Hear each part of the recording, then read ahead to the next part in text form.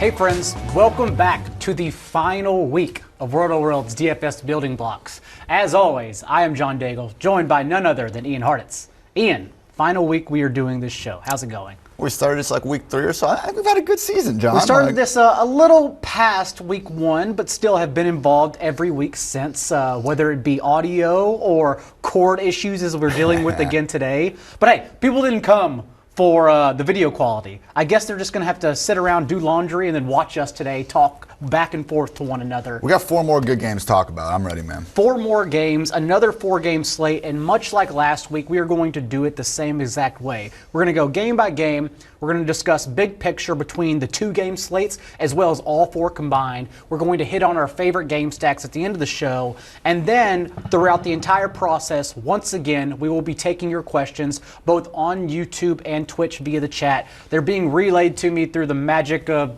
technical stuff. So I'll be taking those throughout the show, and we'll talk about them as we move along here. So let's go ahead and jump right in, and let's get started with this 4-game slate. And interesting enough, it is this Niners-Vikings game that we actually have some huge decision points on, because as we sit here right now, we don't know. We assume Adam Thielen will play, but all we have is a mid-practice injury on Wednesday, and then stitches overnight apparently, and sat out altogether on Thursday. Yeah, they're calling it like a bad cut. It sounds like he got cleated or something in practice, but yeah, it was not. Still waiting official practice reports, but as of kind of Thursday, and we're recording this at 1:11 p.m., he was out there for the warm-ups. Wasn't really doing anything. Like, didn't have a helmet on. Pretty much all the telltale signs of a DNP. So we'll see what happens. Tom Pelissero for NFL Network is saying that he is probably going to try to suit up and go through it, but we'll see. He's clearly not 100%. That's just worrisome, because we have had 2 games where one game he tried to suit up, only played 10% of the snaps, I believe. There was that 3-snap first drive. Immediately got pulled out reactivated. immediately, yeah. And then he was in and against the Lions healthy, but then had that big, I think it was 25-yard touchdown, ran his knee into the wall at Ford Field, and then got pulled immediately. So it makes for some interesting slate points to discuss as we move along here. So go ahead and get us started. Wherever you want to go, whatever position you want in this game. Stick with those wide receivers, man. Like, even before this injury, I was ready to go back to Diggs, just because, like, why is right now I'm looking at DraftKings pricing. Thielen's at 6.2K and Diggs is at 5.6. And there's one thing we've seen in this Vikings offense all season is volume has been an issue for everyone. It's been a week-to-week thing. They run the ball so much that it's just hard to consistently keep both these guys involved. And you got Kyle Rudolph, Irv Smith, Dalvin Cook. All these guys are involved in this run-first offense, and it's just hard to feed everyone. I mean, Kirk Cousins was awesome last week, and he threw for 242 yards and 1 touchdown. I mean, Dalvin Cook in these must-win games is getting 25-plus touches. Alexander Madison's getting plenty involved. And when I'm seeing that big of a price difference between 2 wide receivers that I think more or less have been equal this season, and Diggs has definitely had the higher upside, like, absolutely give me Diggs. Yeah, B.C. Johnson's targets per game went from 1.5 to 4.1 in those 7 contests that Thielen didn't play. And that's excluding Week 17, which all the Vikings starters sat because they had nothing to play for in that game. So that is interesting. But a pivot I was actually looking at, and I don't think, and it's only Thursday, so we'll see what happens when Saturday comes around. But last week, unless I'm mistaken, the optimal cash build was going with both Josh Perkins and Dallas Goedert, just taking the salary on DraftKings in particular, and going the $2,900 for Josh Perkins. And then once it got figured out that Ertz was likely going to play, the pivot became on Saturday morning going to Darren Fells, who we'll also talk about in a bit, and just switching from Perkins to Fells, 2 tight end builds. I don't think you need that in cash this week. However, I do think it's interesting if Thielen gets ruled out that Irv Smith is only $2,600 on DraftKings. Like, that seems insane, because yes, Kyle Rudolph was the red zone threat, and Kyle Rudolph did spike touchdowns without Thielen in those games. But Kyle Rudolph, 4.6 targets per game. Irv Smith was actually at 4.4, just right behind him. Just heavily involved in 12 personnel when Thielen was out. So that's someone I am looking to personally if Thielen is ruled out. Yeah, it's definitely been more of a 2 tight end offense this whole season than I think people have given them credit for. I mean, like last week, BC Johnson barely was even playing out there because they just don't use many 3 wide receiver sets. CJ Ham getting all those reps is another reason why we just haven't seen many trios of wide receivers this year. With that said, Quan Alexander is probably going to be back. He was PFF's number 9 linebacker in coverage this year. Fred Warner was number 11. 49ers weren't like great against tight ends. I think they were number 6 or something in fantasy points allowed in the position. So, I mean, all right, they were great, but they weren't like elite best in the world that they were in most other passing metrics. But I don't know, man. It's just pretty tough matchups for them. I think I'm still leaning towards Diggs and Dalvin Cook here. It's just that to me seems like where the bulk of this offensive production is going to go if the Vikings are going to get done what they need to accomplish. Diggs, I imagine, will definitely project for the team high in target share for sure. It's just a tough matchup all around, though, as we stick with this Vikings offense, just because, this 49ers, not only Fred Warner, but like they're likely getting back Quan Alexander, Jaquiski Tartt, D Ford is such a huge one. And so that's why I try to envision Kirk Cousins under pressure. He played so well against the Saints, but it's just a different monster. Like, because weeks 1 through 8, the last time all 3 of those guys I just mentioned were on the field together, those 8 games they allowed 11 points per game, the Niners defense. Yeah. Those 8 games, they didn't finish 1 week outside the top 2 in defensive DVOA in all 8 contests. And I know over the last half of the season, the Niners defense became susceptible across the board. But again, that was without those 3 guys on the field together. And now, finally, they are all back again. And that's why I'm just worried about this Vikings offense as a whole. However, and I want to get your opinion on this because Dalvin Cook, especially on 2-game slates, is such an important factor, whether you fade him or just lock him in. And so which way are you leaning here? I think you just got to lock him in. Like, how can we fade a guy getting 25 plus touches, like almost guaranteed? I mean, last week, 79% snap rate. Madison came in just a little bit of relief, had 7 combined carries and targets himself, but this is the Dalvin Cook show. And I know our concern last week was how healthy is he? I know he didn't have the best second half in overtime last week, but we still saw that burst, some of that tackle breaking ability. Which is why a lot of people ended up leaning towards him because it was hard to get a 20-plus touch guy. And I think I don't know if the production will be there this game, but I assume the 20-plus touches will be there again. The one thing the 49ers, like they've allowed over 100 rushing yards in 12 of 16 games this year, and like they haven't been amazing against fantasy running backs. As a whole, they've been good, but we've still seen Kenyon Drake, Chris Carson, Christian McCaffrey, some of these guys that do get fed those top workloads, all of them finish as top 10 RBs in their weeks against the 49ers. So I'm pretty comfortable with Dalvin Cook in this spot. I mean, he's gonna get the touches. I saw the tweet just went out via the account. So if you're just joining us, thank you for coming in. Different studio this time around because I think Olympics going on in the normal studio? I like this one. We got the screen. So I just assume Olympics. If it's NBC and we get kicked out of the studio, it's for the Olympics. Yes. All we've talked about so far is the Vikings offense. We're going to pivot to the Niners offense now as we move along and take your questions on YouTube and Twitch. Get them in, and we'll answer as we go along through 2-game and 4-game slates here. So here's my thing about I agree with a lot of what you said about the Vikings offense. I can see this passing game having a lot of trouble against this pass rush, the front 7 in general. I think all those points still apply to the 49ers, though, as well. And, like, can the 49ers run the Vikings? Probably. They've been able to run everyone this year. I mean, whether it's Breida, Coleman, particularly lately it's been Mostert. But I'm just not convinced that Jimmy G is the guy that's going to be able to dice up the secondary. And we've talked about the Vikings cornerbacks not being that great. Right. They've had 4 of them graded outside the PFF's top 50 corners this year. But it just hasn't mattered because they haven't had to cover that long because this pass rush is nasty. Daniil Hunter, Everson Griffin, like they caused so many problems for a better Saints offensive line last week. And now, road, short week. I understand the concerns, but if we're just, kind of removing these external factors and focusing on talent versus talent, I think they can definitely win here. And the sneaky thing about Jimmy Garoppolo, he doesn't throw deep very much. League low 6.5% deep ball rate this season. Average a league high 21 yards per attempt on those deep balls. I mean, a lot of that is Shanahan scheming his guys, get open, Debo, plenty of yards after the catch room and all that. But at the same time, Jimmy G, I think, needs a clean pocket just as much as Kirk Cousins to kind of make some of these downfield throws that has helped this offense be as explosive as it could. The more we talk about this, I'm kind of liking the under. I know that doesn't go in the DFS, but I just see this one being a run-first defensive bloodbath. Yeah, it's tough because I don't know if this is actionable at all. It just seems like since George Kittle in particular is yards after catch is not predictable, but the fact that George Kittle does it year after year is certainly something that seems sustainable for him at least. And I don't trust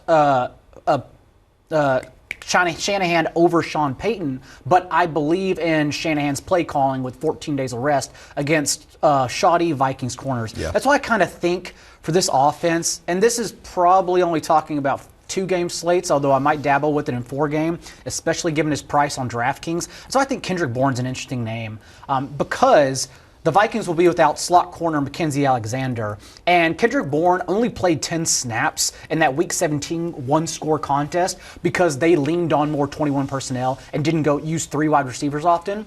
But Emmanuel Sanders had outsnapped Bourne over the past month, but Bourne had actually run more slot routes. And so that's where Bourne will be. And I can't project him for over 50% of the snaps, but I do know on those 10 snaps in Week 17, he did actually run 9 routes, all from the slot as well. So I do think it's an interesting matchup in the middle of the field. It won't lend too much yardage, but we're trying to go for touchdowns, especially in a 2-game slate. Like, I'm trying to soak up all the touchdown equity. And so that's why I think a guy who scored 5 touchdowns this year, it seems like he could have a somewhat helpful game for those short slates. Snaps are a concern, like you said, but that's the one spot you really want to attack the Vikings right now because Mike Hughes got put on IR last week. Mackenzie Alexander already ruled out again. I mean, they were trotting out safety Andrew Sendejo as their slot cornerback last week, and I kind of mocked it on Twitter. Like, nothing against Sendejo as a football player, but he's a safety playing slot cornerback. They tried out the third safety, and he allowed 2 of 3 targets to be caught his way. And that's why Lamball here actually asked, if you want to hit on this, Lamball123 asked, why are most people favoring Debo over Sanders? So do you have a lean? Do you favor Debo over Sanders, and why? I do. He's cheaper. I think he's just better at this point. I mean, we talk about A.J. Brown, just kind of these ridiculous yards after the catch numbers he's been putting up. Debo's number 2 in the league in yards after the catch. Like, he's like a running back with the ball in his hands. I mean, filthy good. And speaking of him being a running back, 14 carries, I believe 159 rushing yards, and 3 rushing touchdowns this year. Like, it's a crowded 49ers passing game. It's a run-first offense. Kittle's really the only receiver we can consistently rely on for a lot of targets. But Debo, with that extra rushing production, I think gets the edge over Sanders. And I think there's more than enough room for 2 out of the 3 receivers to produce in this game. Of course, not if you think it's going to go under. But if you think it's going to go over, I think you can lean on either. And then we don't really need to touch on George Kittle. Hold on, though. One thing about Kittle, we know how good he is, but like Kittle is priced at $62K. He is the clear-cut #1 weapon in this passing game. Like, the only other guys in this slate we can say that about are DeAndre Hopkins, Tyreek Hill, and Devontae Adams, who all cost like 1.2K more. I think it's just kind of a general DraftKings bias against the tight end position. Like, same with Kelsey. I think both these tight ends, you're getting all the targets you could ask for $1,000 cheaper than some of these wide receivers. I know the ceiling might not be the exact same, but man, like, I'm fine putting Kittle in the flex and putting Kelsey at tight end, or either Kittle, Kelsey, and even Mark Andrews. Like, treat them as a wide receiver, and you'd be surprised at the salary that opens up. We'll take one or the other when we get to the Chiefs game. That's what I was going to bring up, because it is Kelsey, Kittle, and Andrews in however order you want it, and I think all 3 are tremendous options. One more point to touch on with this game. So the 49ers had a fully healthy backfield in the last 4 weeks when Matt Breida came back. In that time, Mostert's played 55% snaps. Yep. Coleman's been at 29%. Breida at 8%.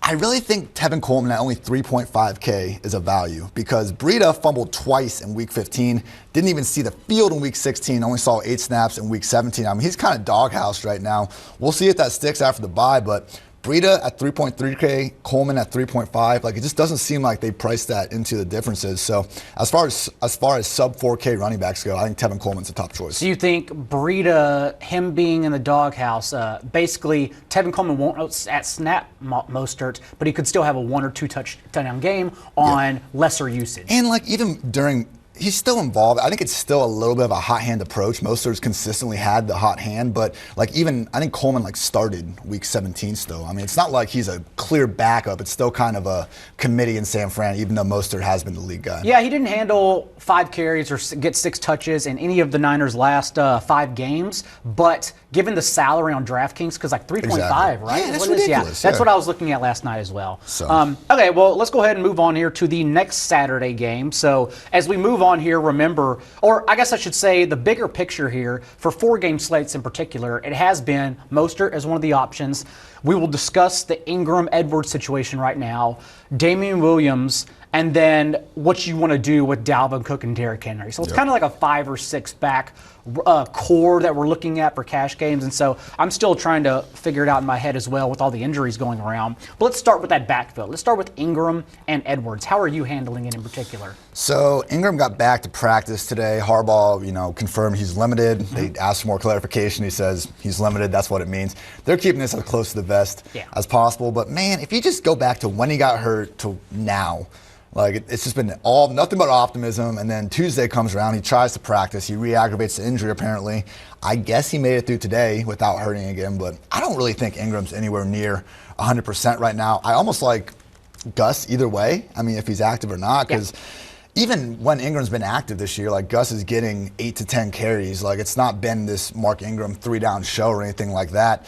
So I think Gus Edwards is on DraftKings at 4.9K. If Ingram's out, Edwards needs to be locked into cash game lineups. A little bit worried about it if he's active. The one thing I would note, I don't think we should get cute with Justice Hill either way. I know he's dynamic. I know he's their receiving back. And the Titans have allowed, I believe, the second most receptions to running backs all season. With that said, I just don't think the Ravens trust Justice Hill on passing downs. I mean, he's only pass blocked on 13 snaps all season. Gus Edwards ran 12 routes in week 17. Hill only ran 8. Maybe he does convert one of his few touches into a big game. But, if Ingram's out there, we're looking at maybe 50% snaps for him, 30% for Edwards, 20% for Hill. But if it's only Edwards and Hill, I think we're looking at more of a 70-30, 80-20 split. I don't think Ingram's presence really changes Hill's minimal role. I agree. I kind of want Ingram to be active, if only to play more Gus Edwards. Yeah, exactly. I really like Gus Edwards. And I've been and this news just came down this morning in the last hour, so I've been still toying with the idea of Ingram and Edwards on FanDuel 2-game slates in particular, since those are popular there. I haven't figured it out just yet, but either way, I'll be overweight on Edwards. And on DraftKings in particular, it was worrisome that Justice Hill in week 17, with only Gus Edwards ahead of him, did only see 2 targets because that is his specialty. Having said that, I still think at 3.9K, there's more than enough reason to just dabble with him in tournaments. I will probably back off if Ingram's active, but if Ingram's inactive, I'm more than willing to just eat that lowly salary and sprinkle Justice Hill in where you at least get points for the receptions. On FanDuel, it's still a tough pill to swallow because he's priced similarly to Edwards. I like to call in 2-game slates especially. So Lamar Jackson, just lock him into cash lineups. Yeah, 2-game slates Lamar Jackson. You have to ask yourself, does Tannehill, Garoppolo, or Kirk Cousins match his production? Which the answer, I'm assuming, is no. And Resounding I could be wrong there, but I think it's a no. For 4-game slates, though, and we'll discuss this bigger picture as we get to the next game as well, but there is a question still, Lamar Jackson or Patrick Mahomes. However, I still think the answer is unequivocally Lamar Jackson. The rushing floor is just too freaking crazy. I mean, first QB ever to average over 80 rushing yards per game, and just take QB out of it. He's only one of 8 players this year to average at least 80 rushing yards per game. I mean, he can truly give you QB1 and RB1 value in the same game. And I found this little nugget, which was nice. NFL record for the QB position, 7 games with over 30 fantasy points for Lamar Jackson this year. And that's why I'm afraid of fading him in tournaments. I know he's going to be chalky, but if you don't have Lamar Jackson and he just has a typical Lamar Jackson game, you're screwed. Even on 4-game slates, though, there are still ways to get contrarian around him. There's not really a way to get contrarian with the Ravens offense pending Mark Ingram's situation because we know what's going to happen. He's going to go to Mark Andrews and he's going to go to Marquise Brown, both who I love in a double stack, running it back with one particular play on the Titans, which we'll talk about in a second. But you can go contrarian elsewhere and still just take the ownership on the Ravens offense. Yeah, Mark Andrews, I mean, if you're not aware of this, he is clearly the #1 receiver. He has 8 games with at least 50 receiving yards this year, and the rest of the wide receivers combined have 8 games. He's the only tight end in the league that leads their team in air yard market share. I mean, him, Kelsey, Kittle, who all happen to be on the same slate, kind of the only guys that truly do get these downfield targets. So, I mean, again, 5.6K for the #1 option. I just think these tight ends are undervalued in general. I'm with you, Hollywood, especially on DraftKings, 4.4K, even if he does bust, as he kind of has been lately. I believe Adoree Jackson only traveled to the slot on 9 snaps last week, and Mark Andrews' slot rate has nearly doubled Marquise Brown, 64% to 37%. So I love Brown and Andrews as they'll both integrate into the middle of the field away from Adoree Jackson. Who you like on Tennessee? Yeah, I was going to say, let's go to the Titans side. It's going to be rough because it's not going to be pretty getting there. But something you mentioned on the Rotoworld podcast preview on iTunes right now, if you want to go subscribe, is that the Ravens finished the year with the highest blitz rate. And A.J. Brown, like the targets are worrisome, if only because over his last 8 games, Ryan Tannehill has only averaged 23 pass attempts. But A.J. Brown, especially against Marcus Peters, who's very good, but we still know is a gambling corner, like he can win one. That's all he needs to win, is one route on man-to-man coverage. So if we expect the Ravens offense to basically move on without anything pulling them back, I think A.J. Brown in a heightened game, and like heightened up-tempo game script on 6 to 8 targets, a higher target share than normal, then I'm fine with just taking the lesser usage and crossing my fingers in short slates. Yeah, and especially on DraftKings, he's only $6K. I think him and Stephon Diggs are priced like just way below what their upside is. The targets aren't as guaranteed as they are with top guys. I get that. But like if we're going to take chances on guys that don't have the same guaranteed targets, hopefully they're ballers that can make big plays out of thin air. And that's exactly what they've done all year. I think the same to a lesser extent can be said about Jonnu Smith. I mean, only 3,400, on DK. He's my favorite tight end underneath the big 3 just because he does have that big play upside. I know Anthony Ferguson found the end zone last week, stone cold 2,500 minimum. Yeah. But I mean, look, Ferguson is their number 4 at best pass game option in any given week, and this volume's just been so hit or miss. I mean, Tannehill's thrown 35 total times over the past 2 weeks. I assume they'll have to throw more this week in a game that we're assuming the Ravens are going to be able to score in. But A.J. Brown, Jonnu Smith, I'm comfortable with both of them. Well, let's talk about the big dog here, because this is the question. It's going to come up on 2-game slates in particular, and perhaps in 4-game. Like you have to choose one or the other, or both in some cases. But you have to go Derrick Henry or Dalvin Cook essentially. So let's talk about Derrick Henry's situation. We have a question: does Baltimore getting Williams, Michael Pierce, Demonte Pico back, does it downgrade Henry? Is this a situation as a whole, game script included, that you're downgrading Henry? So it's interesting. The Ravens joined the 49ers, Buccaneers, Patriots, only defenses to allow fewer 20 points per game to opposing RBs. But a lot of that's because they've stopped them in the receiving game. Like no defense allowed fewer receptions to opposing RBs. And obviously, Derrick Henry has like 1 target over the last couple of weeks. I mean, they don't use him in the receiving game anyway. I'm just afraid of fading him because of game script, because we've seen all season, even when game script gets out of hand a little bit, they just keep giving Henry the ball, especially these last couple games. It's just so hard to fade that monster, man. Yeah. I mean, I think there's cheaper wide receivers. Mentioned A.J. Brown, Stephon Diggs, even Hollywood. Like there's guys in the 4K range even that I feel more comfortable putting in the lineups than I do at running backs in that same range. So I know it's tough, man, but if Jamal Williams is active, Lamar, Dalvin, Henry, and then just try to fill out the rest of your lineup with kind of cheaper guys, because it's just so hard for me to fade any of these guys where I think we can save. Like I would be shocked if Henry winds up with fewer than 20 touches this week.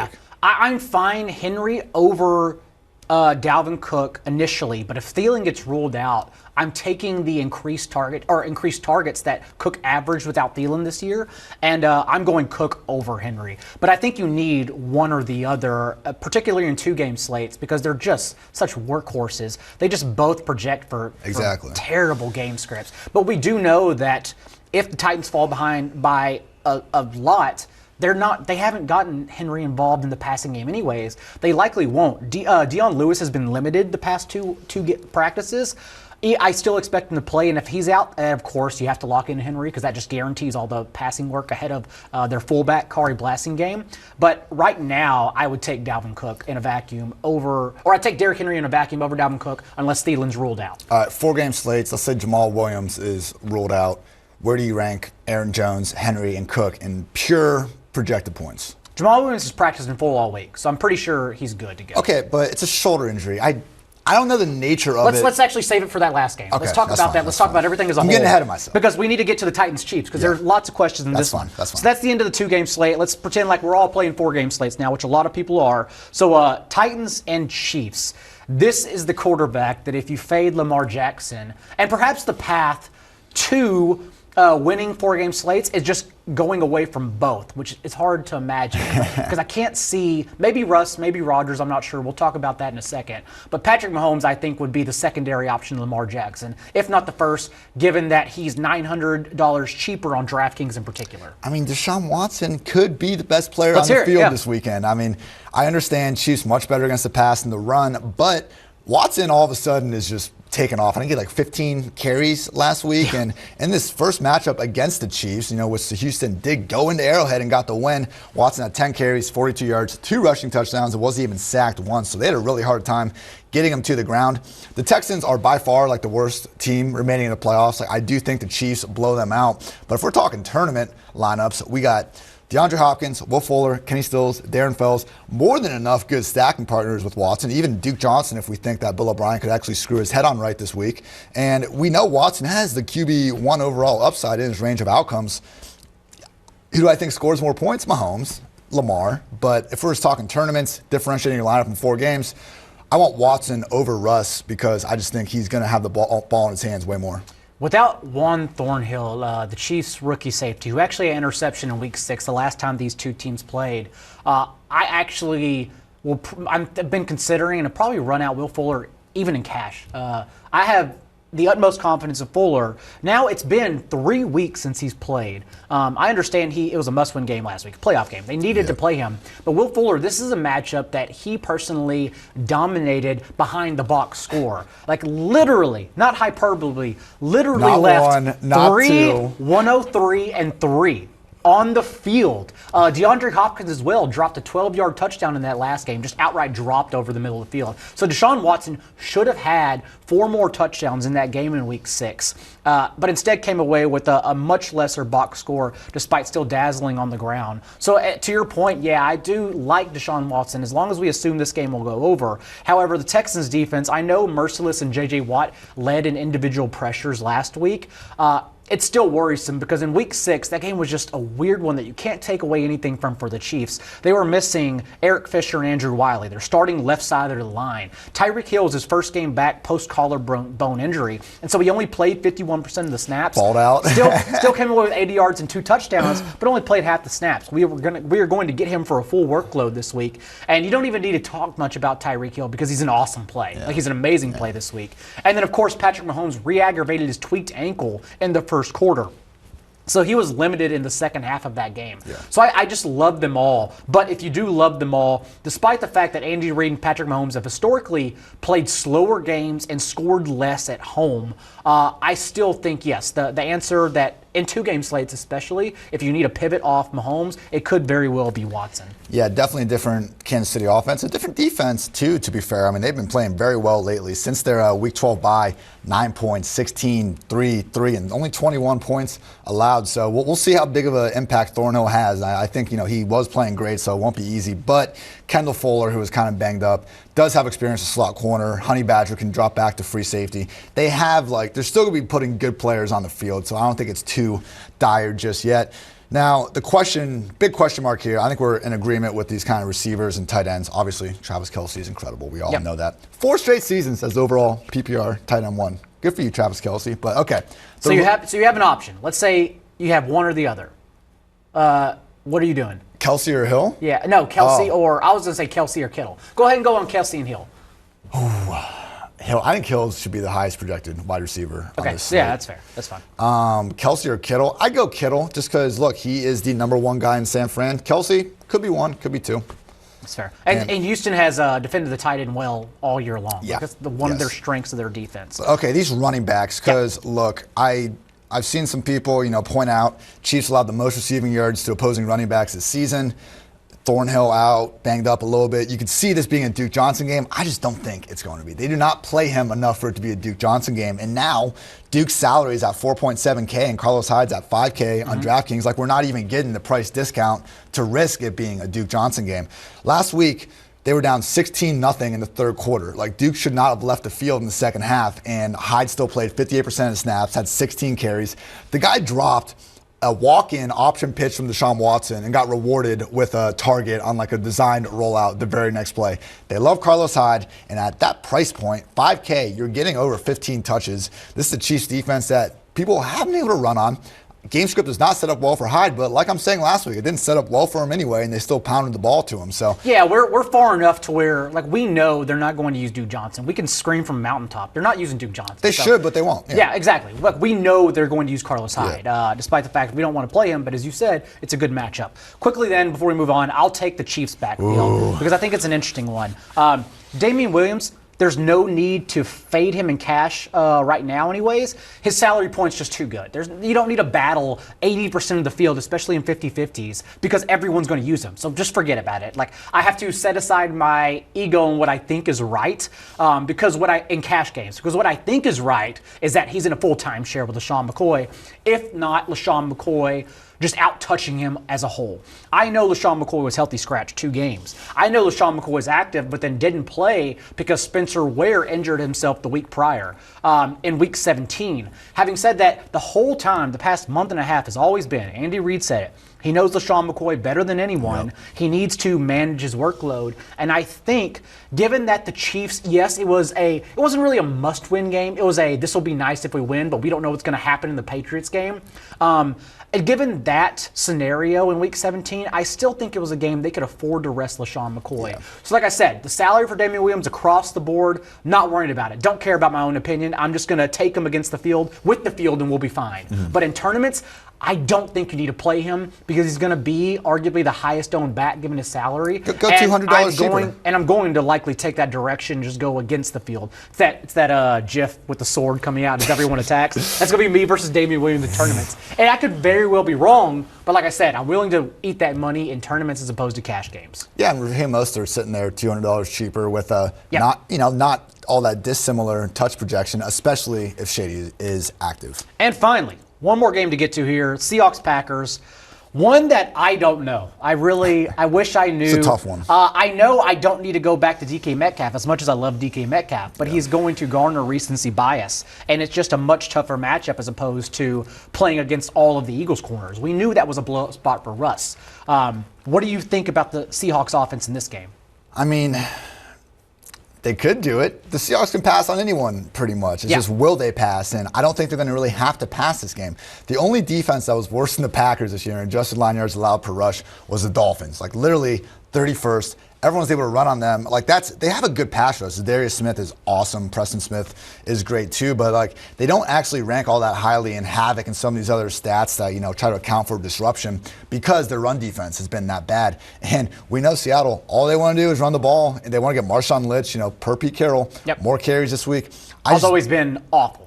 Yeah, no doubt. Like he should be your goal line runner. I understand. And the signing was great because they needed that energy. And Marshawn Lynch is just awesome to have him join the team. Love but Marshawn. 2.27 yards per carry. He can break tackle, but he only breaks them horizontally. He's like David Montgomery. It's like it's not going well right now. Yes, exactly. But I just, I don't think the Packers secondary is all that great. I mean, there is a chance that Kevin King shadows DK Metcalf and Yair Alexander tracks Tyler Lockett, but even if they do, I don't think we need to downgrade them on the matchups. I'm just concerned about the volume, and that's really been a concern all season. That's the thing. No matchup matters for Russ. It's literally a matter of can we project him every week throwing, and we don't know. It's impossible to project because we know the way Pete Carroll coaches this team, or offensively anyways. I think discussing the Packers' backfield is important, though, as well, because the Packers finished with the number 4 rushing offense DVOA. And the Seattle finished with the number 26 rushing defensive DVOA. So it makes sense that they pound the ball. But I don't think that necessarily lends itself to Aaron Jones because Jamal Williams, as we talked about, shoulder injury, but literally is practicing full. Like, he's not going to be on the injury report, I would imagine. I think he's just fine. And Aaron Jones with Jamal Williams, 12 games, 55% of the snaps, 13 carries and 3.6 targets compared to 20 carries and 6 targets in the 4 games he played with Williams either leaving early or not active whatsoever. Yeah. So it's something that I'm still deciding for myself. Like, he's such a good player, and he can still explode, as we've seen time and time again, on limited usage. But it's something, given his salary across sites, do you really need it for cash games? And I don't think so, but it also depends on Thielen's situation because that allow you to get to Dalvin Cook and Derrick Henry because you're going to need one of those 3. You have to have one of those 3. Amazing pivot off those guys in tournaments for sure, but it's hard to trust his Packers staff to turn it over to Aaron Jones, even though they should. I don't know how to treat this shoulder injury. On the one hand, I want to think, okay, look at Jordan Howard when he came back, active, but only an emergency. But then look at Dalvin Cook, also had a shoulder injury, and he comes back and commands a every down workload. So I don't know. I wish we had a little more information on the specifics with it. Full practice, coming off a bye. I think if he's active, we have to assume he's going to have his, 40-ish% snaps. And from there, it's like the only constant we've had in this Packers offense all season is Davante Adams. I would also say, though, that Jordan Howard, when he came back, still he wasn't cleared for contact for a month and a half before. I think it was more serious than this. Jamal Williams was at least on the injury report and then ruled out. Yeah. Whereas, he at least tried to go. So it's somewhat encouraging. That's why I haven't been worrying too much about it. But still, given Aaron Jones' salary, it's something. And then Davante Adams, do you have any opinions on the Packers receiver? Something like a Allen Lazard sneaking in? Or is it really just Jamal Williams, Aaron Jones, and Davante Adams? If you want to get cute, Lazard's the only guy you should really get exposure to. He's been their number 2 guy in snaps and just also in terms of downfield chemistry with Rodgers all season.